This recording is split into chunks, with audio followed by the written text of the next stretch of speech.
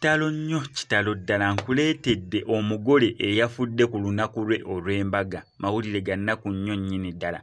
Kwaniriza nnyo wano ku SMX Media nange SMX wano eno tuba ne updates buli lunaku buli kiseera. Story wejjira we tugikolera esinga okubeera ekikulu nti stories zaffe zikonvatinga ne zibeera nga ziwewuka datawo alipe kubeera nga agenda mungi. Still tusobola nnyo okulangira business yo oba okukolera akalango ka business yo. Ate gwe omuyimbi ng'oluyimba lwa audio wandiyagadde okubeera ng'olukolera video oba mu luyimba lwa ssomero mwandiyagadde olukolera video oba mukolo gwa mbaga kwanjula MDD Music Dance and Drama byonna sobola nnyo okubeera nga tubikwatira. Tukubirako okubiziko enamba y'essimu ebisigadde n'obitulekera. Yes, nkuleetedde story ey'ennaku, kintu ky'otandiyagaliza munno wadde ggwe ng'omuntu okutuukako mwagalwawo okufa ku lunaku olw'embaga. Okusinziira ku story eno kigambibwa mbu abaagalana bano eno baali bamaze bonna ebbanga eriwerako naye nga bazadde n'abaana babiri. So ne basalawo omukwano gwabwe okubeera nga bagutwala ku ddaala eriddako bagende mu church basobole okubeera nga babagatta obufumbo bwabwe bwongere okubeera nga babutukuza.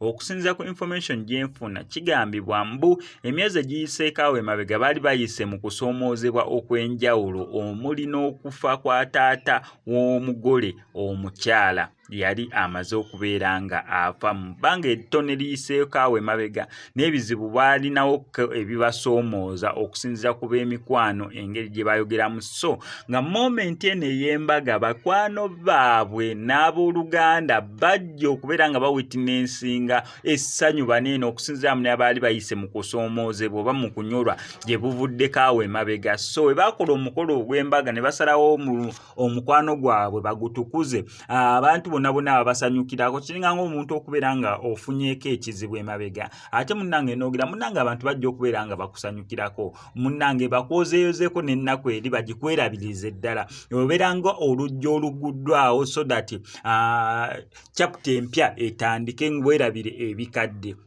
Nabana abantu bajjira ddala mu bulungi okusinziira nti n'omugole omukyala yali alina ekitongole ng'ekitongole ekyo kiyambako abantu okubeera nga kwegamba kitongole kyanakyewa kubeera nga kiyambako abantu ba community. Okusinziira ku information gyenfuna bajja mu church era we bati abaana baabwe nga weebali mikwano gyabwe weebali ne bakuba ebirayiro eby'okubeera nga buli omu akakasa munne nga wejja okubeerawo paka okufa we kulitwawukanya. Nga wakayita actually babagatta mu church zaali ssaawa 7 zigenda okuwera 7:40 nga bafulumyeyo mu church bagende mu bifaananyi basobole okubeera nga beekubisa ebifaananyi. Nga wakayita essaawa nga emu okuteeberezaamu nga bali mu bifaananyi kubanga olwava mu church bagenda mu bifaananyi nga wakayita eddakiika nga 4 mu ziizo actually zaali eddakiika 42 okusinziira ku information gyenfuna nga bali mu bifaananyi bamaze okukuba ebirayiro byabwe bali mu bifaananyi. Omutima gw'omugole omusajja ne gulekera okuba era bw'atyo n'azikira omulundi gumu nga bali mu bifaananyi awo mu kompawundi za church tebannabeera nga bamala n'essaawa ennamba mu bufumbo obutukuvu nga bakamalamu eddakiika 42 mu bufumbo obutukuvu. Omutima gw'omugole omusajja ne guzikira okusinziira ku ngeri gye yafaamu nga tewaliwo na busobozi gamba mbu bannange tusooke tumuwalewale tumuteeke mu mmotoka tumudduse mu ddwaliro nedda nga kiragirawo nti omuntu afudde naye tebaatawaana na kurashinga bw'oba kumuddusa mu ddwaliro oba ki nga n'omugole omukazi akyayambadde wedding gown ye nga wakayita eddakiika 42 nga baakakuba ebirayiro. Omugole omusajja n'afiira mu ssuuti ye gye babagatiddemu, omugole omukazi nga kadaali waakyalimu ng'ate nabana kubeera nga apostingayo n'ekifaananyi mu bannange tumaze okubeera kubanga olwava mu church genda mu bifaananyi omugole omusajja we yafiira. Omugole omusajja teyafuna na mukisa kutuukako ku reception gye baali bategekedde okubeera nga bagenda gabula abagenyi baabwe ekyeggulo oba ekyemisana.